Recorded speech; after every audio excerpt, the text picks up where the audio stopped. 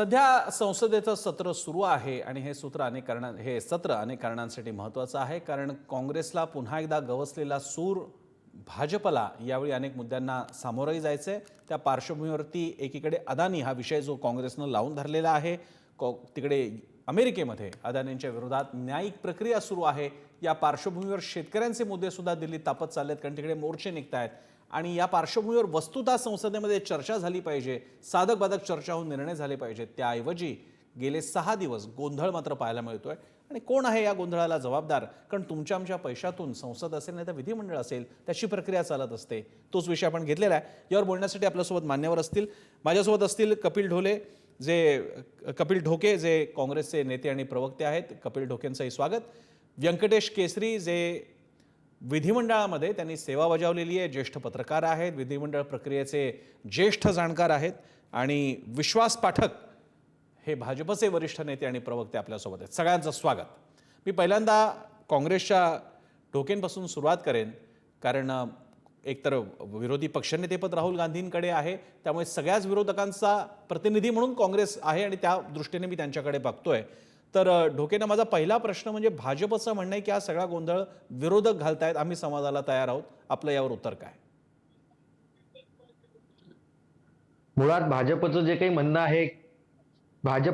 म्हणणं आहे की सगळा गोंधळ विरोधक घालतायत आणि आम्ही संवादासाठी तयार आहोत, हेच मुळात हास्यास्पद आहे। आपण जर पाहिलं असेल तर संसदेच्या सभागृहाचं कामकाज सुरळीतपणे चालावं हे संसदेच्या सत्ताधारी गटाचं काम असते आणि ते त्यांनी सर्वांच्या प्रश्नांची समाधानकारक उत्तरं देऊन आणि सर्व प्रश्नांवर तोडगा काढत ते चालवलं पाहिजे।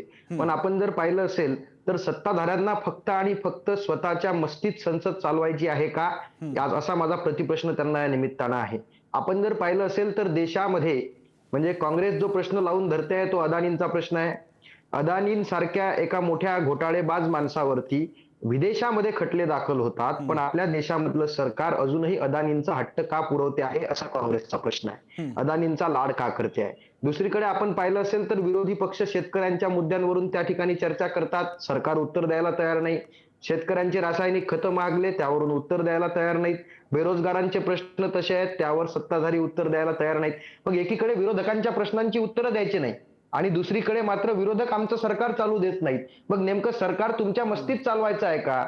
सत्ताधाऱ्यांनी विरोधकांचं सुद्धा ऐकून घेतलं पाहिजे, ही जबाबदारी आहे आणि मुळात ही जबाबदारी भाजपच्या लोकांना कळत नाही, म्हणून संसदेचा वेळ विरोधक वाया घालवतात अशा पद्धतीचा आरोप ते आमच्यावरती करतात। संसदेतल्या सत्ताधाऱ्यांनी जर व्यवस्थितपणे समजावून घेतलं तर संसद सुद्धा व्यवस्थित चालेल। त्यांनी सुद्धा विरोधकांच्या प्रश्नांना योग्य उत्तरं दिली पाहिजे, विरोधकांच्या प्रश्नांना योग्य न्याय दिला पाहिजे। ते देताना भाजपात दिसत नाही, हे त्यांनी सगळ्यात अगोदर लक्षात घ्यावं।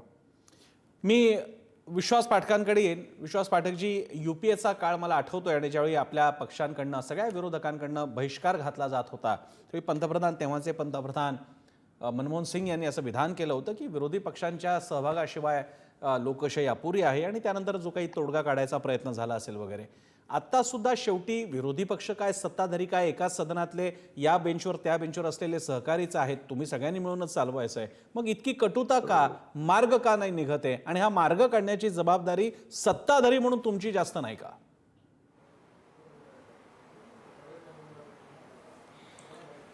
नक्कीच आमची जबाबदारी आहे आणि म्हणूनच काल एक बैठक देखील झाली, सभाध्यक्षांना बोलवून घेतलं आणि आजपासून कामकाज सुरळीत होईल अशा प्रकारचा प्रयत्न देखील सुरू झाला। मला प्रसन्नजी तुम्हाला हे सांगायचं की 2014च्या आधी विरोधी पक्ष हा कसा असायला पाहिजे हे संपूर्ण देशाने बघितलं आहे। अरुणजी जेटली असो, सुषमाजी स्वराज असो, जे ज्या प्रकारे पहिल्या दिवसापासून सरकारवर टीकास्त्र सोडायचे आणि सरकारला सवय की पळ करून सोडायचं, अशा प्रकारचा विरोधी पक्ष 2014 नंतर आपल्याला पाहायला आला का? मुळामध्ये यांना विरोधी पक्षाची भूमिका हीच अजून कळली नाही, कारण वर्षानुवर्षांनी राज्य केलं होतं, त्या मानसिकतेत ते अजूनही बाहेर आलेले।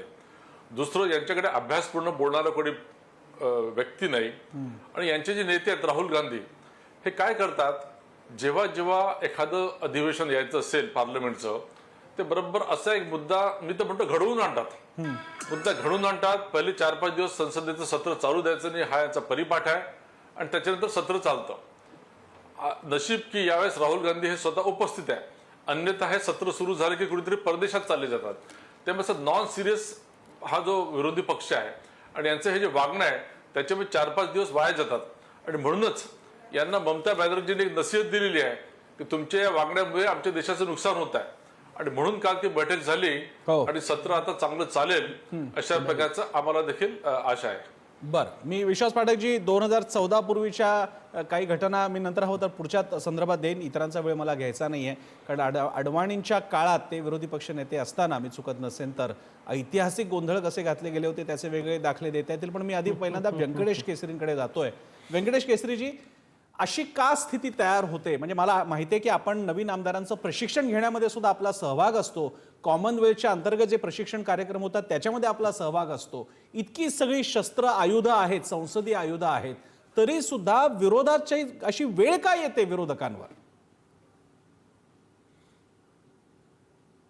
नाही, याचे अनेक 3-4 मुद्दे असे आहेत की याच्यामध्ये अपोजिशनला त्यांचा स्पेस मिळाला पाहिजे, गव्हर्नमेंटला त्यांचं वर्षन सांगण्यात आलं पाहिजे आणि सर्वात मोठी जबाबदारी पीठासीन अधिकाऱ्यांची असते. शिवराज पाटील ज्यावेळेस लोकसभेचे अध्यक्ष होते त्यावेळेस असे वारंवार प्रसंग असायचे, त्यावेळेस ते तोडगा काढायचे. असे की विरोधी पक्षांकडे दुसरं फोरम नाही आहे, त्यांना त्यांचे मुद्दे मांडायचे असतात आणि सरकारला त्यांच्या मुद्द्यातून आपण अडचणीत येऊ नये अशी काळजी घ्यावी लागते. पीठासीन अधिकारी हे सत्तारूढ पक्षाचे असतात, त्यामुळे त्यांचं अघोषित त्यांचं जी ड्युटी असते ती सरकारचा बचाव करण्याची असते. हे सर्व हे बॅलन्सिंग ॲक्ट आहेत. ह्या तिघाही पण असे की विरोधी पक्ष असेल किंवा सरकार असेल, हे एका नाण्याच्या संसदीय प्रणालीमध्ये ह्या एका नाण्याच्या 2 बाजू आहेत. म्हणजे दोघांनाही तो स्पेस मिळाला पाहिजे आणि त्यातून मार्ग कोण काढायचा? तर याच्यामध्ये काय असतं की पार्लमेंटरी अफेअर्स मिनिस्टर हा चीफ फ्लोअर मॅनेजर असतो आणि त्याच्यानंतर जो याचा लोकसभेचा जो नेता आहे सत्तारूढ पक्षाचा, इथं पंतप्रधान असतात आणि विरोधी पक्ष नेते, ह्यांच्यामध्ये कुठंतरी एक कॉमन लेवलवरती अंडरस्टँडिंग झालं पाहिजे की तुम्ही मान्य करा, आम्ही असं उत्तर देऊ म्हणून. पहिले 1-2 दिवस समजू शकतो. मागे तुम्ही जसं म्हणालात की मागच्या वेळेस एकदा पूर्ण अख्खं शीतकालीन सत्र विरोधी पक्षाने ते बायकॉट टाकला होता वेगवेगळ्या विषयावरती. तर हे पहिल्यांदा प्रकार झालेले नाही आहेत. पण आता काय झालेलं की संसदीय प्रणालीमध्ये आक्रस्ताळेपणे वाढलेला दोन्ही बाजूनी आणि मग ते विरोधी पक्षांना बेजबाबदार म्हणणार, हे सरकार अडीलतट्टू म्हणणार आणि याच्यातून काय होतं की याच्यातून मार्ग निघत नाहीत. दुसरी गोष्ट अशी की याच्यापेक्षाही कमी विरोधी पक्षांची संख्या होती. जेव्हा जॉर्ज फर्नांडिस, मधुलिमा वगैरे हे लोक होते 1971च्या एकदम मोठ्या सुनामीनंतर, जेव्हा काँग्रेसचं मोठ्या प्रमाणात बहुमत होतं, त्यावेळेस ते काय करायचे की ते टेक्निकॅलिटीवरून प्रश्न काढायचे. ते म्हणजे संसदीय आयुधांचा अभ्यास करायचे आणि ते अत्यंत चपखलपणे ते मांडायचे. ते अभ्यासाचा हा प्रकार दोन्ही बाजूने नाही आहे आता. म्हणजे आता काय झालेलं की एकदा कृष्णकांत ज्यावेळेस उपाध्यक्ष होते, राज्यसभेचे अध्यक्ष होते आणि व्हाईस प्रेसिडेंट होते, त्यांनी निरोपाच्या भाषणात सांगितलं होतं की हे TV तुम्ही लाईव्ह शो केल्यामुळं आता परफॉर्मन्सवरती जास्त भर आहे सर्वच खासदारांचा आणि कंटेंट मारला जातो याच्यामध्ये. त्यामुळे ह्याच्यामध्ये कोण बरोबर आणि कोण चूक हे काही सांगताय, म्हणजे हे काही बरोबर नाही. पण संसदीय लोकशाही मात्र जखमी होती. बरं, मी पुन्हा एकदा कपिल डोकेंकडे येतो. कपिलजी, नेमका असा कोणता मुद्दा आहे जो लावून आता जे काही आणखी दिवस उरलेले असतील, असा कोणत्या मुद्द्यावरती विरोधकांचं मुख्य मागणी आहे? म्हणजे आम्हाला जे दिसतंय ते एक शेतकऱ्यांचा मुद्दा आहे आणि प्रामुख्याने अदानींच्या चौकशीचा आहे आणि त्याबद्दल भाजपचं म्हणणं आहे की जी केस अमेरिकेत आहे त्यातही गुन्हा सिद्ध झालेला नाहीये, त्यासाठी भारतीय कोर्टामध्ये अमेरिकेने केलं म्हणून आपण काहीतरी केलं पाहिजे. हे आपली न्यायव्यवस्था आणि आपली अर्थव्यवस्थेचे कोणी जे काही उद्योगपती असेल त्यांच्यावरचा अविश्वास नाही का? या बाबतीत आपलं काय म्हणणं आहे? मुळात मला प्रामुख्याने हे सांगायचं आहे की संसद व्यवस्थित चालवण्याची जबाबदारी ज्या पद्धतीनं सत्ताधाऱ्यांची आहे त्याच पद्धतीनं विरोधकांनी विचारलेल्या सगळ्या प्रश्नांना उत्तर देणं सुद्धा आवश्यक आहे. माझे मित्र भाजपचे प्रवक्ते आता बोलून गेलेत की राहुल गांधी नॉन सिरियस असतात, राहुल गांधी विदेशात असतात, कदाचित त्यांचा अभ्यास कमी पडतो. या आधीच्या अधिवेशनात त्यांनी तपासले पाहिजे. राहुल गांधी प्रत्येक वेळी अभ्यासपूर्ण पद्धतीनं प्रत्येक सभागृहात उपस्थित असतात. भारतीय जनता पार्टीचा सगळ्यात मोठा दोष हा आहे, सत्ताधाऱ्यांचा दोष हा आहे की ज्यावेळी ते निवडणुकीच्या प्रचारात असतात त्यावेळी ते धर्माच्या गोष्टी करतात, ज्यावेळी ते निवडणुकीच्या प्रचारात असतात त्यावेळी ते जातीत भांडणं लावण्याच्या गोष्टी करतात, शेतकऱ्यांच्या मुद्द्यांवर त्यावेळी सुद्धा बोलत नाहीत, देशाच्या न्यायव्यवस्थेवर निवडणुकीच्या प्रचारात बोलत नाहीत. नरेंद्र मोदींना तुम्ही कधीही शेतकरी हितावर बोलताना पाहिलेलं आहे का? उत्तर असेल नाही. मग आता शेतकऱ्यांचे प्रश्न त्यांच्याकडून सोडून कुठे घ्यायचे? तर त्याचं आपल्या म्हणजे संविधानानुसार सगळ्यात मोठं जर कुठलं जागा असेल, कुठलं स्थान असेल तर ते म्हणजे सभागृह आहे. आणि सभागृहात ज्यावेळी विरोधी पक्ष शेतकऱ्यांच्या मुद्द्यावर बोलते त्यावेळी सत्ताधारी ऐकून घेत नाही, म्हणून गदारोळ होतो. हो, आमचे नेते राहुल गांधींनी पुराव्यासहित अनेक ठिकाणी मागणी केलेली आहे की अदानी हा घोटाळेबाज माणूस आहे, अदानीची चौकशी करण्यात यावी. तरी सुद्धा अदानीचे लाड भाजप कशासाठी पुरवते हा माझा त्यांना प्रश्न आहे. बरं. चौकशी तर करा. नसेल तुमचा विश्वास असेल, तुम्ही फार अदानींच्या म्हणजे बाजूने आहात, तुम्ही फार अदानींची बाजू घेऊन बोलताय, मान्य आहे, पण चौकशी करण्याचं धाडस तर दाखवा. बरं. एकीकडे विरोधी पक्ष, देशातला विरोधी पक्ष म्हणतोय की या माणसाची चौकशी झाली पाहिजे आणि सरकार ते साफपणे नाकारून त्या घोटाळेबाजांना साथ देते आहे. मग ह्या गोष्टी जर होत नसतील, शेतकऱ्यांचे प्रश्न तसेच आहेत, संबलचा विषय आहे, अनेक विषयावरती हे लोक संसदेमध्ये बोलू देत नाहीत, संसदेमध्ये त्यावर चर्चा करत नाहीत. किती दिवस शेतकऱ्यांवर चर्चा केली? कोणा भाजपच्या खासदारांना मांडला का प्रश्न? म्हणजे भाजपच्या एखाद्या खासदाराच्या मतदारसंघात शेतकरी नाहीत का? आहेत ना. मांडला का कधी प्रश्न? मग सगळे प्रश्न विरोधक ज्यावेळी मांडतात त्यावेळी ते गदारोळ करतात म्हणून त्यांना बदनाम करायचं आणि आपण मात्र देशातल्या नागरिकांच्या हिताच्या प्रश्नांवर भूमिकाच घ्यायची नाही. आणि म्हणून जोपर्यंत अदानी सारख्या घोटाळेबाज माणसाची चौकशी करण्याचं धाडस हे सरकार दाखवत नाही तोपर्यंत आम्ही आमचा संसदीय पक्ष ही मागणी लावून धरेल. बरं. शेतकऱ्यांच्या प्रश्नांवर जोपर्यंत निकाल लागत नाही, शेतकऱ्यांना जोपर्यंत न्याय मिळत नाही तोपर्यंत संसदीय पक्ष सभागृहामध्ये मागणी लावून धरेल. मग आता सत्ताधाऱ्यांनी सभागृह सुरळीत चालवायचं आहे की नाही हे त्यांचं त्यांनी ठरवावं. मी विश्वास पाठकांकडे येतो. विश्वास पाठकजी, ईडी आणि एन्फोर्समेंट डायरेक्टर म्हणजे अर्थात ईडी म्हणजे एन्फोर्समेंट डायरेक्टर आणि अन्य ज्या रेव्हेन्यू इंटेलिजन्स वगैरे संस्था आहेत यावरती अगदी कोर्टाने सुद्धा काही केसेसच्या बाबतीत ठपका ठेवलेला आहे की तुम्ही असं सरसकट काहीतरी आहे, इनपुट नसताना, पुरावे नसताना तुम्ही धाडी मारतायत, ताब्यात घेतायत, कन्व्हिक्शन्स काय तुमच्या ईडी कोर्टाद्वारे काही कारवाया होत आहेत, हे चालणार नाही. हा रेफरन्स मी यासाठी तुम्हाला देतोय की ज्या उद्योगपतीच्या बाबतीत काही आक्षेप प्रमुख विरोधी पक्ष घेतोय, अमेरिकेसारखा एक मोठ्या राष्ट्रामध्ये त्या बाबतीत काही प्रोसिडिंग सुरू आहेत, त्या बाबतीत चौकशी, गुन्हा दाखल नाही, चौकशी करावी अशी मागणी केली जाते, तर मग ती का नाही केली जाते किंवा त्याबद्दल उत्तर द्यायला काय हरकत आहे? का नाही या बाबतीत चौकशीची किमान पहिली पावलं? कारण शेवटी अनेकदा आपल्याला दिसून आलेलं आहे, ICICI प्रकरण आपल्याला कल्पना काय झालं बुश प्रकरणामध्ये, ज्या ICICI बँकेचा संबंध नाही आहे यामध्ये, पण आपल्याला बघायला मिळालं की त्या बाबतीत मोठ्या एजन्सीज जर का शांत राहिल्या, त्यांनी योग्य वेळी सिम्पटम्स ओळखले नाहीत की पुढे काय होतं ते बघितलेलं आहे, अशा वेळी फक्त चौकशी करायला काय हरकत आहे?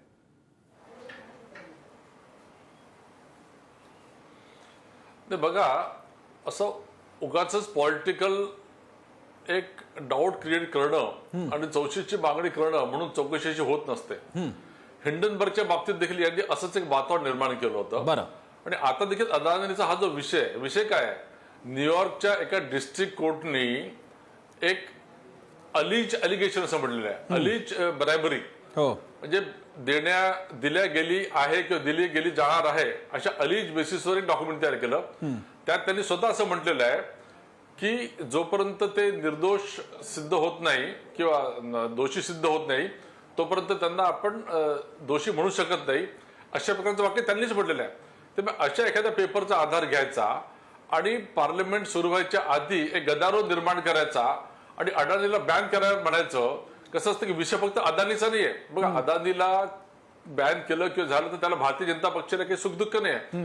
मात्र ज्या प्रकारे आपली अर्थव्यवस्था वाढते आहे, एखादा ग्रुप काम करतोय, तो जर पॉवर प्लांट टाकतोय तर पॉवर प्लांट दिसतात आहे, फोर्स दिसतात आहे, अशा लोकांना अशा प्रकारचं त्यांचं खच्चीकरण करणं हे काही बरोबर नाही.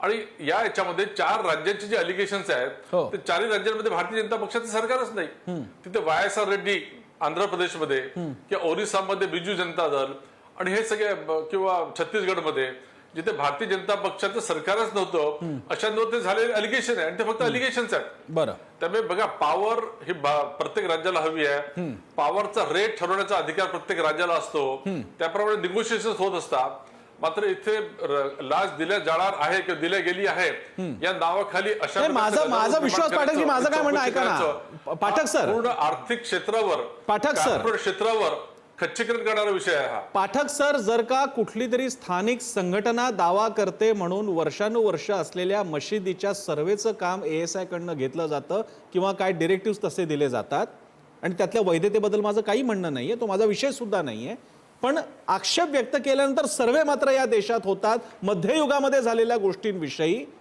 तर मग भारतातला सगळ्यात मोठा विरोधी पक्षांचा एकूण विरोधी पक्ष नेता जो स्वतः 100 खासदारांचा नेता आहे, त्यांच्या सांगण्यावरनं चौकशी सुद्धा होऊ शकत नाही, फक्त चौकशी.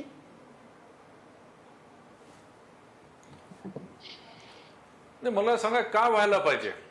काही तर बेस पाहिजे, काही तर पुरावा पाहिजे. आज भारतामध्ये जर बिझनेस करायचा असेल तर मिनिस्ट्री ऑफ कॉर्पोरेट अफेअर्स आहे, रिझर्व्ह बँक आहे, सेबी आहे, इन्कम टॅक्स आहे, रिव्ह्यू इंटेलिजन्स सगळे आहेत. तुम्ही एक कागद तर द्या की या कलमाखाली यांनी असा असा दोष केलेला आहे. बरं, तर असं न करता फक्त धुरा निर्माण करणं, जसं ईव्हीएम मशीन मध्ये घोटाळा आहे, इलेक्शन कमिशन हे काम करत नाही, अशा प्रकारचे आरोप जर केले तर देश प्रगती करणारच नाही. आणि भारतीय जनता पक्षाचं सरकार, केंद्र सरकार हे अशा आरोपांना दुर्लक्ष करत आहे, म्हणूनच आपला देश पुढे जातो आहे. अन्यथा आपण तिथेच घुटमळत राहिलेलो असतो. बरं, मी ढोकेंकडे येण्यापूर्वी, कारण मला पुढचा मुद्दा घेऊन जायचा, मला एकदा राजकीय विश्लेषक केसरी यांच्याकडे जायचं आहे.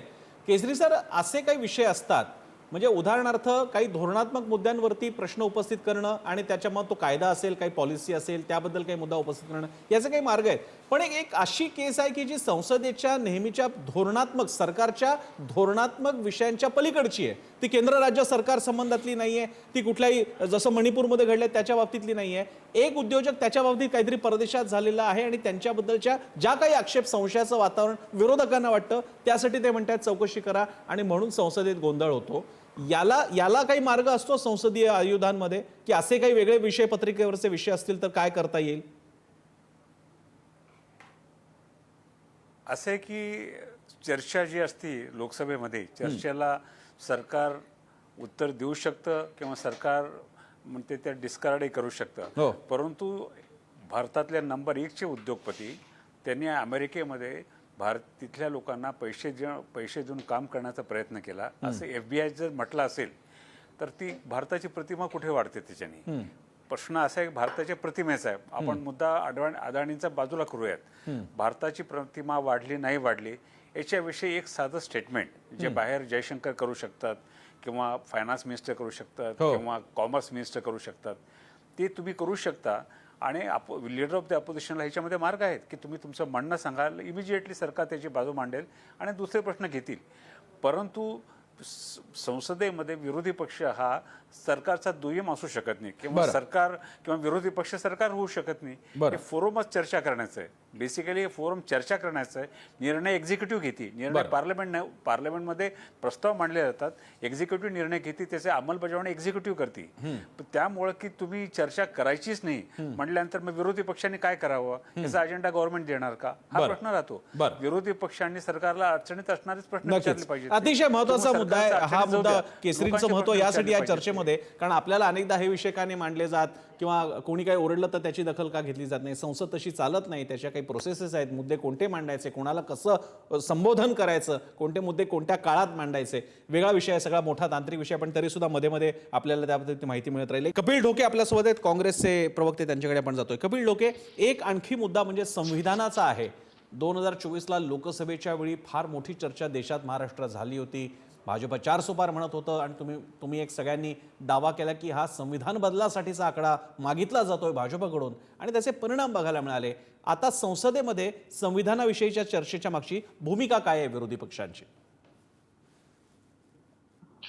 मुळात तुम्ही जर पाहिलं असेल तर भाजपा संविधान, म्हणजे लोकसभेच्या निवडणुकीत ज्यावेळी देशातल्या लोकांनी त्यांना त्यांची जागा दाखवली, अनेक ठिकाणी अपेक्षेपेक्षा कमी यश भारतीय जनता पार्टीला मिळालं, आणि त्यानंतर मग त्यांनी विरोधी पक्षांबद्दल एक प्रचार सुरू केला की बाबा संविधान बदलवणारा अशा पद्धतीचा खोटा नरेटिव्ह.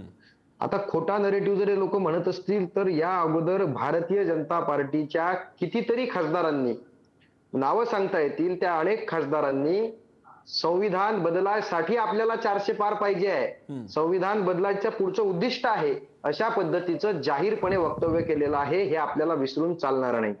भारतीय जनता पार्टीचा संविधान बदलण्याचा डाव होता. हे विरोधी पक्षांनी, म्हणजे आदरणीय राहुल गांधींच्या नेतृत्वामध्ये विरोधी पक्षांनी, इंडिया आघाडीने देशातील लोकांपर्यंत पोहोचवलं. म्हणूनच लोकसभेला त्यांचा अपेक्षित यश त्या ठिकाणी मिळवता आलं नाही. थोडे आमचे प्रयत्न कमी पडले, म्हणून आम्ही सत्तेपर्यंत पोहोचू शकलो नाही.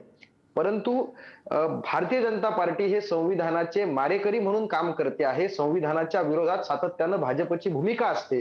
पण कधीही तुम्ही जर पाहिलं असेल तर संविधानाच्या सन्मानाच्या गोष्टी करताना भाजपची लोक आपल्याला दिसत नाहीत बरं. किंवा संविधानाच्या नैतिक मूल्यांना सर्वसामान्यांपर्यंत पोहोचवताना ते दिसत नाहीत. बरं. माझा अजूनही आपल्या चर्चेदरम्यान ठाम आरोप आहे की संविधानाचा सन्मान करण्यामध्ये, संविधानाचा पुरस्कार करण्यामध्ये भारतीय जनता पार्टी कमी पडते आहे.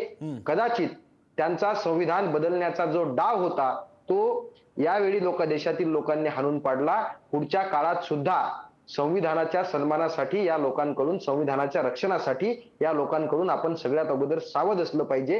हे सगळ्यात अगोदर आपण लक्षात घेतलं पाहिजे. हे मला या ठिकाणी प्रामुख्याने सांगायचं आहे. भारतीय जनता पार्टीनं अनेक ठिकाणी संविधानाची पायमल्ली केली. म्हणजे आपण जर पाहिलं असेल तर न्यायिक मार्गाने निवडून आलेले सरकार पाडणं, केंद्रीय यंत्रणांचा गैरवापर करणं, जाती जातीमध्ये भांडणं लावणं. संविधान सांगते काय, म्हणजे सर्वांना माणूस म्हणून, एक म्हणून जगण्याची हे दिली पाहिजे. पण भारतीय जनता पार्टीचा कधीच असा प्रयत्न दिसत नाही.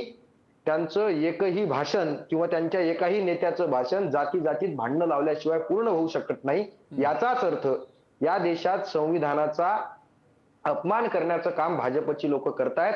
संसदेमध्ये तुम्ही जर पाहिलं असेल तर आमचे नेते आदरणीय राहुल गांधी, आदरणीय प्रियंका गांधी आणि इंडिया आघाडीचे अनेक खासदार हे संविधान हातात घेऊन त्या ठिकाणी बोलत असतात. आणि वेळोवेळी संविधानाला जर हात लावायचा प्रयत्न या भाजपच्या लोकांनी केला, मला बेसिक मुद्दा कळला. विश्वास पाठक त्यावर उत्तर देतील. विश्वास पाठकजी, अजूनही विरोधी पक्ष काँग्रेस संविधानाबद्दल तुम्हाला टार्गेट करणं सोडत नाहीये. रस्त्यावरच्या आंदोलनातला सुरू झालेला मुद्दा आता संसदेत तुम्हाला उत्तर देण्यासाठी सांगितलं जाते संविधानावर. आपली भूमिका काय?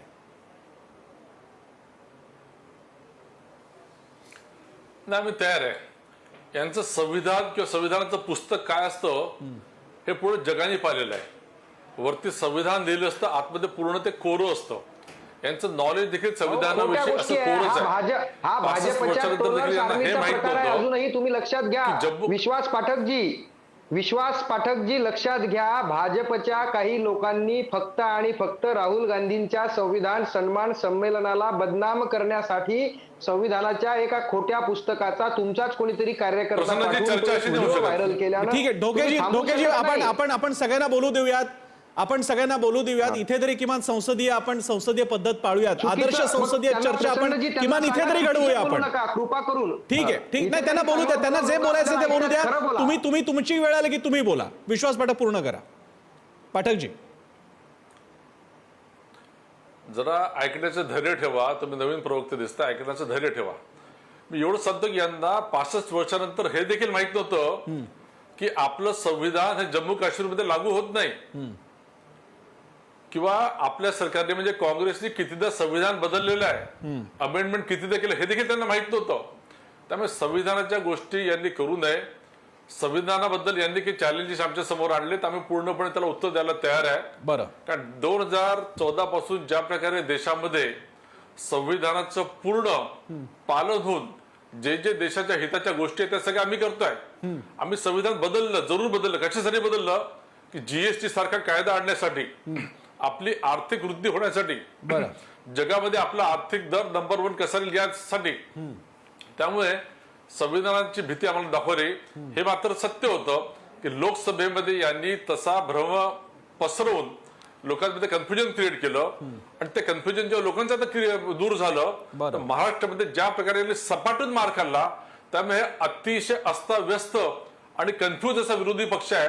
त्यामुळे यांना कळतच नाही की कोणते विषय संसदेत उचलावे आणि उचलू नये. बरं, मी पुन्हा एकदा केसरींकडे जाण्यापूर्वी जीएसटीचा उल्लेख निघाला म्हणून एक अपेक्षा आहे पाठकजी, एक सर्वसामान्य नागरिक म्हणून किंवा त्यांचा प्रतिनिधी म्हणून मीडियातला, ते जीएसटीच्या बाबतीत जरा बघा ना काहीतरी.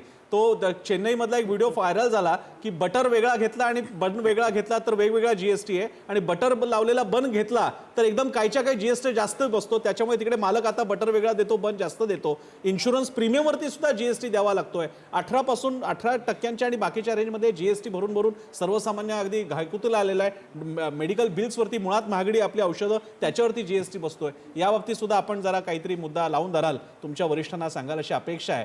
तिकडे केसरी सुद्धा, त्यांना पण बहुधा माझा मुद्दा पटलेला दिसतोय. तर मी केसरींकडे येतो. केसरीजी, विषय आता निघालेला आहे संविधानावरची चर्चा.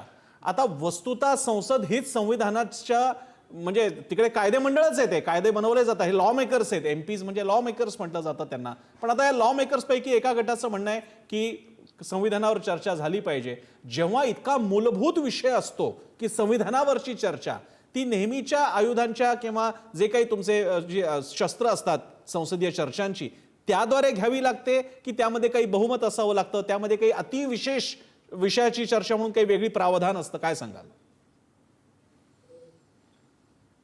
असं आहे की स्पेशल मेन्शन असतं, स्पेशल डिस्कशन असतं, बरं. कॉल अटेन्शन असतात आणि ह्याच्यावरती तर स्पेशल डिस्कशन होऊ शकतं. ह्याच्यात काही याच्यामध्ये दुमत असण्याचं कारण नाही. बरं. भारतामध्ये संविधानाला आक्षेप संसदेत कोणी अजून घेतलेलं नाहीये. ते वाजपेयी पंतप्रधान असताना एक रिव्ह्यू कमिटी त्यांनी केली होती हो. की संविधानामध्ये काय ज्या गोष्टी त्रुटी आहेत त्याचं करण्यासाठी म्हणून सर्वोच्च न्यायालयाचे माजी सरन्यायाधीश यांच्या अध्यक्षतेखाली केली होती. बरं. पण त्याच्यानंतर पुढे काही झालेलं नाहीये.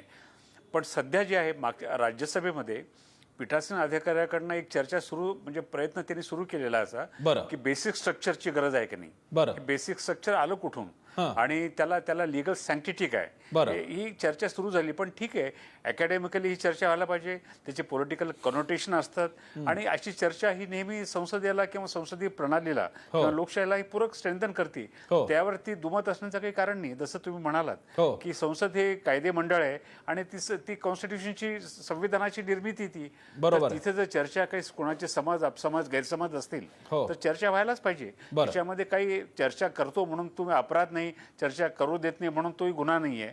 चर्चा व्हायला पाहिजे. परंतु ह्याच्यामध्ये काय झालेलं आहे की प्रत्येक ठिकाणी रोडा घालणे म्हणतो आपण त्याला. बरं. प्रत्येक ठिकाणी खोडा घालायचा आणि म्हणायचं की ह्याची काय गरज आहे, त्याची काय गरज आहे. मला वाटतं की हे कुठे ना कुठे तुम्ही आवाज दाबण्याचा प्रयत्न आहे. बरं. आणि जसं म्हणजे मगाशी जे होतं की जसं अडाणीचं होतं तर त्यामध्ये क्वेश्चन आवर होता, त्यामध्ये कॉल अटेन्शन आहे, त्यामध्ये डिस्कशन आहे, स्पेशल डिस्कशन आहे, सेन्शुअर मोशन आहे. एवढे प्रचंड आपल्याकडे नियम आहेत, रूल्स आहेत. बरं. कुठल्या रूल खाली घ्यायचं ते? लोकसभेमध्ये 173 आणि 184 आहेत. हो. 184 वरती वोटिंग होतं, 173 वरती डिस्कशन होतं. खरं आहे. ते डिस्कशन होऊ द्यायचं. परंतु ते काय होतं की दोन्ही बाजूनी भूमिका विलक्षण ताणलेल्या आहेत आणि तो डेडलॉक तोडण्याची क्षमता पीठासीन अधिकाऱ्याची नाही आहे. बरं. कारण त्याला सरकारकडनं पाहिजे तसा सपोर्ट मिळत नाही. बरं. मी एक ढोकेंकडे येण्यापूर्वी मला एक फक्त मुद्दा विश्वास पाठकांकडनं पूर्ण करायचा आहे, त्यानंतर मी पूर्ण वेळ देतो ढोकेंना जेवढा मी पाठकांना दिलेला आहे. विश्वास पाठकजी, असं नाही का वाटत की संसदेमध्ये चर्चा होऊन देऊन शांत होणारा विरोधक हा तिथे चर्चा न होऊ देता रस्त्यावर आला तर तुम्हा सत्ताधाऱ्यांना जास्त अडचणीचं नाही का? उद्या हे सगळे जर का मुद्दे घेऊन पुन्हा रस्ते जाम झाले, पुन्हा एकदा रस्त्यावरची आंदोलनं झाली संविधान बचावची, त्यामुळे जेवढी अडचण होईल त्यापेक्षा सरळ संविधानिक मार्गाने संसदेमध्ये संसदेचं सत्र सुरू असताना चर्चा होत असेल तर हरकत काय?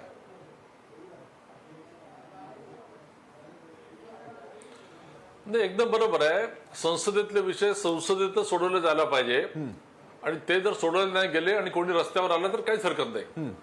मात्र मुळामध्ये हा क्रम विरोधकांकडनं पाहायला जातोय का? बरं. केसरी सरांनी एकदम योग्य भाषेत सांगितलंय की अनेक आयुध तिकडे आहेत आणि तुम्हाला सत्ताधारी पक्ष म्हणून किंवा पीठासीन अधिकारी म्हणून त्याला इग्नोर करता येत नाही. ज्या प्रकारे तुम्ही जसं लक्षवेधी असतं हो. किंवा स्टार प्रश्न उत्तर असतात, हे सगळे सिरियली येतच असतात. मात्र तुम्ही बघा, पहिल्या दिवशीपासून 0 ओव्हर पासूनच बरं. ज्या प्रकारे हे गदारोळ निर्माण करतात हे ठरवून आलेले असतात. म्हणजे रस्त्यावर जसं वागतात तसं ते संसदेत वागतात. बरं.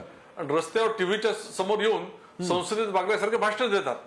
तर मी यांचा हा जो क्रम आहे आधी हा यांनी दुरुस्त करायला हवा. मी परत सांगतो की आम्ही देखील विरोधी पक्षामध्ये होतो. बरं. विरोधी पक्षामध्ये असताना देखील आम्ही यांना जसं सळो की पळो करून सोडलं होतं तसं हे का नाही करू शकत? हे करू शकतात ना. बरं. मग ढोकेजी का नाही होते? सळो की पळो का नाही करू शकत हे संसदीय आयुध वापरून? भाजपला सळो की पळो तुम्ही का नाही करत संसदीय आयुध वापरून? मुळात मला आता या ठिकाणी त्यांनी माझे सहकारी भाजपचे प्रवक्ते जे या डिबेटमध्ये आहेत त्यांनी जो विषय या ठिकाणी काढला की प्रश्नांचा क्रम त्या पद्धतीचा असला पाहिजे, प्रश्नांचं प्राधान्यक्रम सुद्धा तसा असला पाहिजे, प्रश्न तेवढ्या महत्वाचे असले पाहिजे असं ते या आधीच्या याच्यात बोलले. हो. कोणता प्रश्न कोण्यावेळी उचलला पाहिजे. आता मला सांगा, देशातला प्रमुख विरोधी पक्ष, पहिलं तर यांनी हे मान्य केलं पाहिजे की यांची एकट्यांची हुकुमशाही आहे की विरोधी पक्षाचं अस्तित्व हे मान्य करतात, याचं उत्तर यांनी दिलं पाहिजे. जर ते विरोधी पक्षाचं अस्तित्व मान्य करत असतील तर विरोधी पक्ष जो प्रश्न अत्यंत गांभीर्यानं मांडतोय, ज्या प्रश्नावरती फक्त चौकशी करा अशा पद्धतीची मागणी करतोय, तरी सुद्धा बरं. हे आपल्या म्हणजे सरकारमधील जे प्रमुख लोक आहेत त्यांच्या मित्राचे लाड पुरवण्यासाठी त्या प्रश्नांवरून गदारोळ झाला तरी चालेल, त्या प्रश्नांवरून संसद बंद पडली तरी चालेल, पण त्याची चौकशी आम्ही करणार नाही बरं. ही भूमिका घेतायत. याचा अर्थ यांचे हात त्यामध्ये काळे झालेले आहेत, म्हणून ते त्यासाठी तयार होताना दिसत नाही. ही पहिली गोष्ट. बरं. दुसरी गोष्ट, ते म्हणतात प्रश्न महत्वाचे असले तर जरूर चर्चा होईल. शेतकऱ्यांच्या प्रश्नांवर विरोधी पक्षाची लोक गदारोळ करतायत. हो.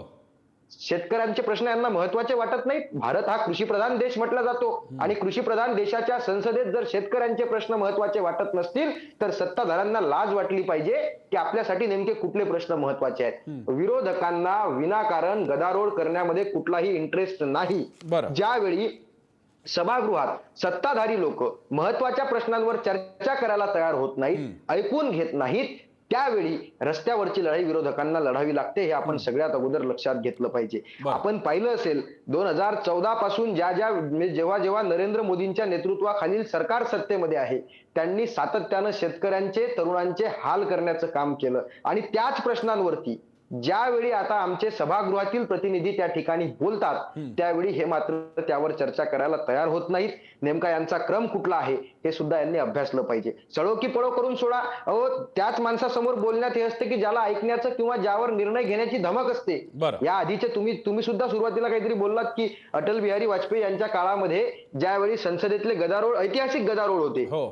तर ते हे विसरलेत का? गदारोळ झाले पाहिजे, म्हणजे होत असतील तो भाग वेगळा आहे, बरं. पण ते कशासाठी होतात आणि कशामुळे होतात, म्हणजे ठीक आजचा आहे. जो महत्वाचा मुद्दा आहे, जबाबदार कोण? हो. तर जबाबदार भाजपचे सत्ताधारी लोक आहेत. ते विरोधकांचं ऐकून घेत नाहीत, विरोधकांच्या प्रश्नांना उत्तरं देण्याचं सामर्थ्य त्यांच्यामध्ये नाही, म्हणून सभागृहात गदारोळ निर्माण करतात. आणि म्हणून आम्हाला सभागृहातला गदारोळ आणि रस्त्यावरची लढाई हे दोन्ही लोकांच्या प्रश्नांसाठी त्या ठिकाणी लढावं लागते. हे सर्वात अगोदर महत्वाचं आहे. एक याच्यातला आता ढोकेंच्या बोलण्यातला मुद्दा आला जो मला घ्यायचाच होता, तो आता त्यांनीच बोलल्यामुळे मला प्राधान्याने मी तो घेऊ शकेन. मला विश्वास पाठकांकडे द्यायचा. विश्वास पाठकांची मुद्दा आहे शेतकऱ्यांचा. आजही दिल्लीमध्ये संसदेच्या या अधिवेशनाच्या पार्श्वभूमीवर पुन्हा एकदा रोड ब्लॉक होत आहेत, पुन्हा एकदा शेतकरी रस्त्यावर आलेले आहेत. त्याच सगळ्या मागण्या आहेत ज्या आधीपासूनच्या आहेत. आणि त्याच्या जोडीला मी आपली आठवण करून देतो आपल्याला, स्वामीनाथन आयोग हा अनेक वेळा तुम्ही मुद्दा म्हणून काँग्रेसला नाकीनऊ आणले होते स्वामीनाथन आयोगाच्या शिफारसींच्या अंमलबजावणीवर, पण आज अजूनही याच्यातल्या या शिफारशी प्रलंबित आहेत. अजूनही शेती उत्पन्न दुप्पट करणं, शेती पूरक साधनं नव्हे, शेतीतून उत्पन्न दुप्पट करण्याची मागणी आणि त्याच्यावरचं निकाल अजूनही अस्पष्टच आहे. आणि हा मुद्दा पुन्हा चर्चेत येतोय, त्यावरही चर्चेची मागणी आहे विरोधकांची. काय उत्तर आहे आपलं?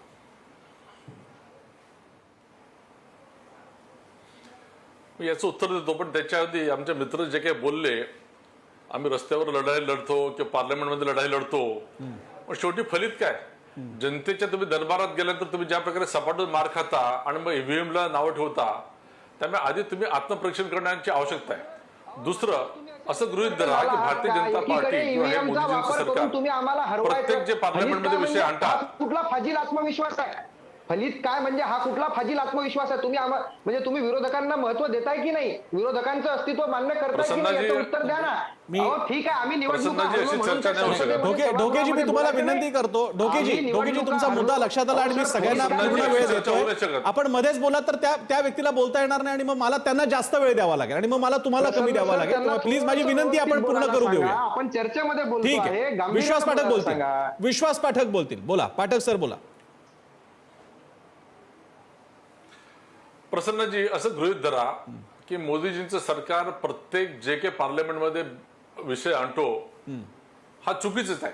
बरं, मग चुकीचा आहे तर तुम्ही त्या विषयाला समोर जाऊन त्याच्यावर आर्ग्युमेंट चालू करा ना, तुमचे विरोध तिकडे सुरू करा ना. बरं, तुम्हाला कोणताच विषय फेस करायचा नाही आहे, तुम्हाला आपलाच अजेंडा राबवायचा आहे, जो कायद्यात कुठे बसत नाही, जो नियमात कुठे बसवत नाही, आणि तुम्हाला फक्त ची पब्लिसिटी मिळवायची, हे काँग्रेसचं काम आहे की विरोधकांचं काम आहे. आता राहिला प्रश्न स्वामीनाथनचा, तुम्ही चांगला मुद्दा निवडला की स्वामीनाथन आयोगाचं best possible way to the best possible extent जे काही इम्प्लिमेंटेशन झालं ते आमच्या काळातच झालंय. बरं, पूर्ण झालंय का आमचा दावा नाही, मात्र फक्त स्वामीनाथन आयोगाच्या माध्यमातून जे काही रिकमेंडेशन आहे त्याला पूरक अनेक गोष्टी हे सरकार करत आहे. मग शेतकऱ्यांचं वीज बिल माफी असो, त्यांना स्टोरेजसाठी इन्फ्रास्ट्रक्चर देणं असो, रस्ते निर्माण करणं असो, इन्शुरन्स देणं असो, अशा अनेक गोष्टी आहेत. त्यामुळे त्यांचं जे काही इन्कम आहे दुप्पट व्हावा या दृष्टीने अनेक प्रयत्न चालू आहे आणि हे प्रयत्न केवळ नरेंद्र मोदीजी यांच्या सरकारमध्येच होतात आहे.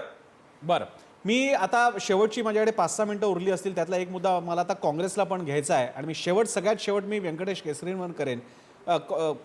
ढोकेजी, एक मुद्दा जरा काँग्रेसच्या विरोधात जाणार आहे तो असा की एकीकडे आपण जे काही मुद्दे काँग्रेस लावून धरते, मग विशेषतः अदानींवरच्या कारवाईचा असेल, पण तृणमूल काँग्रेसने स्पष्टपणे म्हटलं की आम्ही काँग्रेसच्या अजेंड्यावर शिक्कामोर्तब करण्यासाठी बसलेलो नाहीये, आमच्यासाठी बेरोजगारी आणि महागाई हा प्रमुख मुद्दा आहे आणि त्यामुळे विरोधकांमधली दुफळी बघायला मिळाली. आता माझा आपल्याला प्रश्न आहे की भाजपशी एवढा मोठा सत्ताधारी भाजप असताना विरोधकांची एकी महत्वाची आहे, पण तिथे मात्र ही दुफळी बघायला मिळते. काँग्रेस काय करत आहे?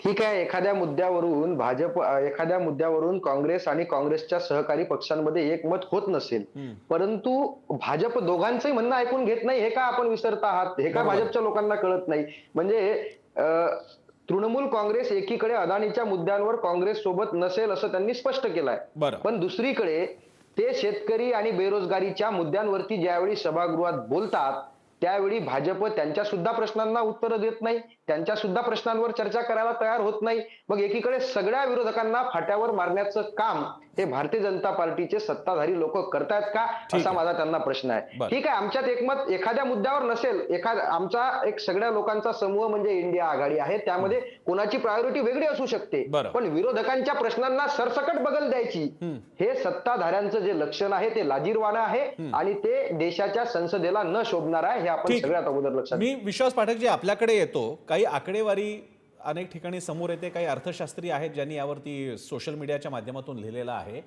घरातलं सोनं विकून शॉर्ट टर्म लोन घेणं, मायक्रो फायनान्सचा वापर करून लोन घेणं याचं प्रमाण देशात वाढत चाललेलं आहे. लाडकी बहीण योजनेला मिळणारं यश हे जसं सरकारचं यश आहे, नक्कीच यश आहे, पण त्याच वेळी अशा पैशांची गरज आपल्या समाजाला आहे हे पण अधोरेखित करणार आहे. हे विचारायचं कारण म्हणजे तृणमूलचा जो विषय आहे देशातली महागाई आणि बेरोजगारी, याला आपण उत्तर न देता फक्त डायरेक्ट बेनिफिट ट्रान्सफरच चाललेलं आहे का आपल्याकडे? या मुद्द्याकडे काय उत्तर असणार आहे आपल्याकडे?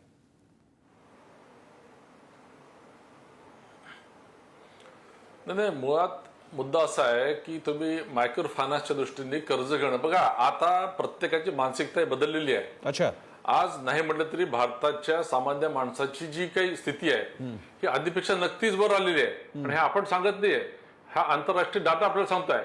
त्याच्याबद्दल लोन घेणं हे आजकाल काही चुकीचं समजलं जात नाही, पूर्वी ती मानसिकता नव्हती. त्यामुळे लोन घेऊन तो कन्स्ट्रक्टिव्हली त्याचा जर उपयोग विनियोग करत असेल तर त्यात चुकीचं काहीच नाही. आता राहिला मुद्दा याचा की आजही बघा ना की आपली अर्थव्यवस्था जगामध्ये हायएस्ट आहेच की नाही. मागच्या क्वार्टरमध्ये ती कमी झाली असं तुम्ही मला म्हणाल आणि ती वस्तुस्थिती आहे. तर हायएस्ट डेव्हलपिंग इकॉनॉमी आपली आहे ना, त्याचं कारण काय?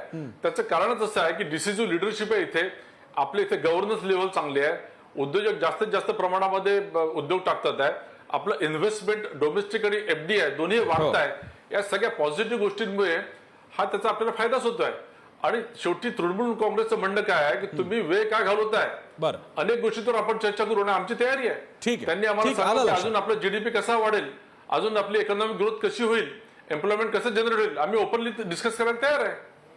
मी कार्यक्रमाच्या शेवटी मला जरा काही तांत्रिक महत्त्वाचे मुद्दे जे प्रेक्षकांपर्यंत आले पाहिजे त्यासाठी मी केसरींकडे शेवटची जी काही 2 मिनिटं उरली त्यासाठी मी जातो. केसरीजी, अशा पार्श्वभूमीवर संसदेची सगळी आयुध शस्त्र ही शेवटी एक नियमांना बाध्य आहेत आणि 2 शेवटी तिकडचा बसलेला सभापती कोणाला काय कसं करून देतो आणि तिसरी गोष्ट म्हणजे विरोधकांना त्याचं कितपत ज्ञान आहे या सगळ्यावरती अवलंबून आहे. माझा एक सामान्य नागरिकांचा मनातला प्रश्न आपल्याला विचारतो, हा संसदेची प्रक्रिया सर्वसामान्यांच्या पैशाने सगळी चाललेली आहे, काही कंपल्शन करता येईल का की इतक्या दिवसांमध्ये इतकं कन्स्ट्रक्टिव्ह वर्क्स आवर झालेच पाहिजेत, गोंधळासाठी सुद्धा बाबा तुमचा जास्तीत जास्त गोंधळ 1 तास सहन केला जाईल, उरलेल्या काळात शेवटी कन्सेन्सस करून तुम्हाला कार्यक्रम पत्रिका घेतली पाहिजे, ठरलेल्या मुद्द्यांवर बोललं पाहिजे, जी काही बिल्स आहेत ती सादर झाली पाहिजेत, असं कंपल्शन नाही का करता येणार?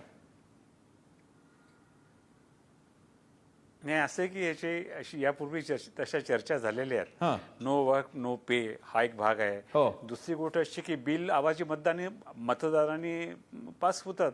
हो. म्हणजे बिलावरती चर्चा होणं अपेक्षित आहे. बरं. आणि चर्चेमध्ये अनेक बाजू येत असतात आणि सरकार त्याच्यानंतर आपल्या बिलामध्ये अमेंडमेंट करू शकते. हो. पण चर्चेशिवाय बिल पास करायचं हा एक नवीन पद्धत जर सुरू झाली असेल, बरं. म्हणजे कामकाज तुम्ही म्हणत असाल तर कामकाज होऊ शकतं. हो. म्हणजे अनेक बिलं पास होऊ शकतात.